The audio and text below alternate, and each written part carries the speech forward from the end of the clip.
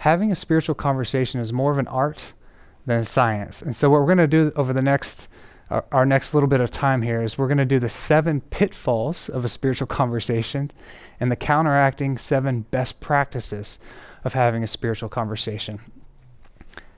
The first one is my work. You're going to understand that in a little bit better here in a second, versus God's work. And we read from St. Paul, I planted, Apollos watered, but God gave the growth. So neither he who plants nor he who waters is anything, but only God who gives the growth. So a golden rule in ministry that we just have to get from the outset, we must get this as missionaries to the family, is that you and I cannot go into a heart and transform it. We simply don't have that power. Only God has the power to mold and transform a heart.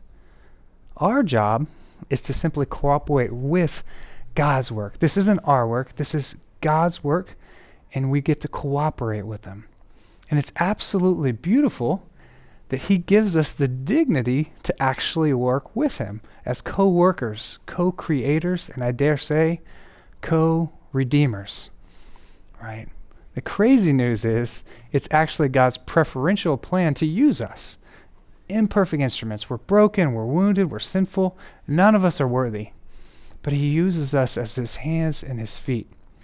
Nonetheless, St. Paul reminds us, neither he nor who plants nor waters is anything, but only God gives the growth. So yes, it's absolutely true that as missionaries to the family, we believe we have the tools, we believe we have the pathway that are going to help bear abundant fruit for years to come and for generations to come.